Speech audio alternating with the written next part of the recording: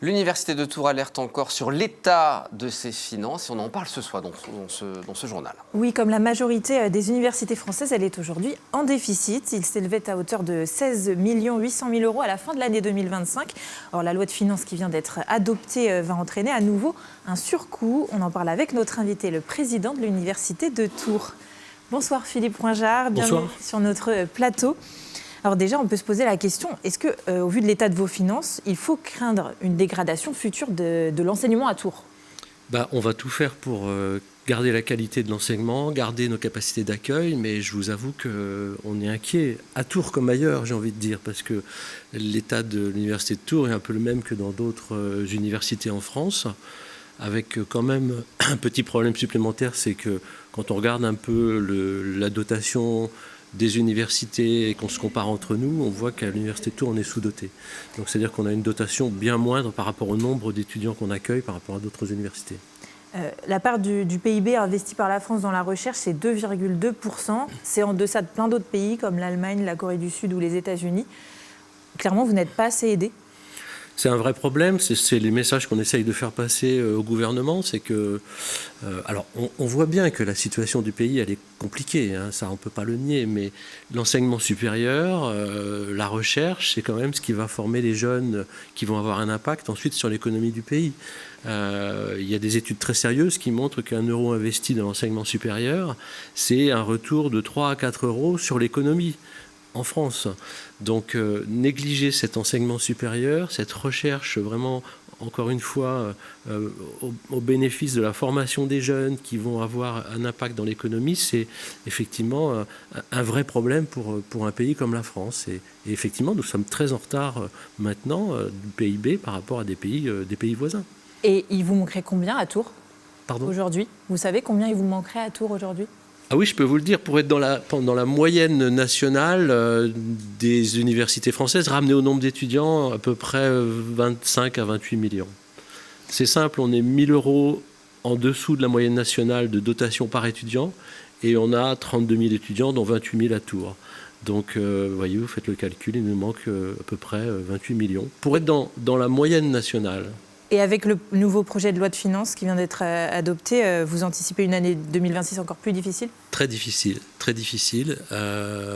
Les annonces du ministre hier, heureusement, montrent que ça sera moins pire que ce qui était prévu par rapport à ce qui avait été annoncé en décembre, mais ça reste très, très compliqué. Avec quelles conséquences directes, concrètes, qu'on pourra avoir dès 2026 ? Des rénovations de bâtiments qu'on ne pourra pas faire, malheureusement, et on va être obligé de réduire nos dépenses de fonctionnement. C'est-à-dire que, oui, forcément, on va dégrader un petit peu les capacités d'adaptation, de réduire sans doute des formations, sans réduire les capacités d'accueil, mais peut-être réduire quand même un certain nombre d'heures. Enfin, tout ça, il va falloir que... les recrutements, la campagne d'emploi est faite, elle est préparée, on va la maintenir, mais c'est la prochaine, moi, qui m'inquiète. Vous parliez de travaux. Justement, vous avez inauguré le nouveau site des tanneurs. Une partie du site a été rénovée.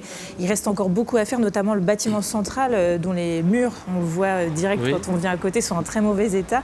Mais les travaux sont estimés à au moins 65 millions d'euros.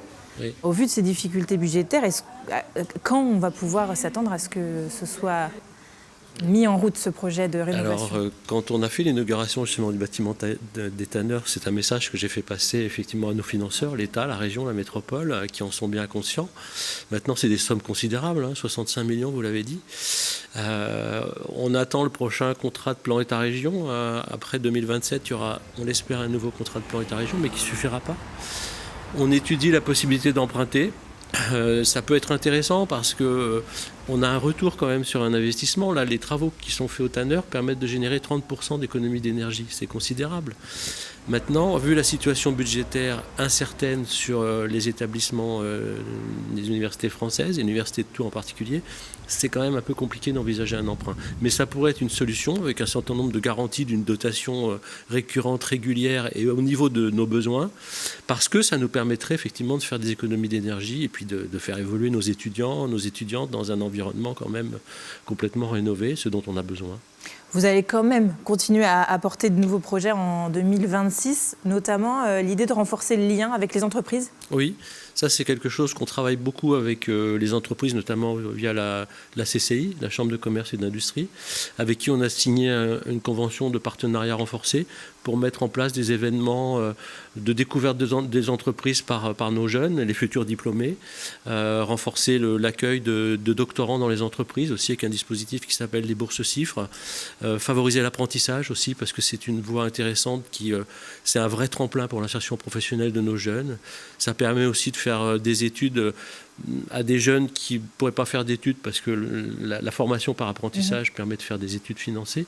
Donc il y a plein d'intérêts, à la fois pour l'université, nos jeunes, nos étudiants et pour les entreprises.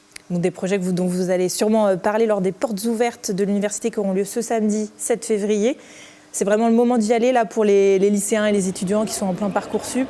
Allez se renseigner. Absolument, allez vous renseigner, découvrez l'université, découvrez nos formations, découvrez aussi...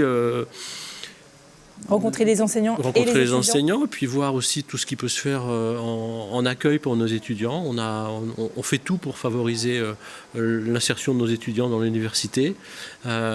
Évidemment, il y a les formations, mais il y a aussi un service de santé étudiante, il y a aussi nos associations étudiantes qui sont présentes aussi, qui permettent d'avoir une vie étudiante très riche. Elle est très riche à l'Université de Tours. On a plus de 100 associations étudiantes. Donc moi, j'encourage tous les jeunes à venir découvrir l'université. Merci beaucoup Philippe Froingard d'être venu sur notre plateau.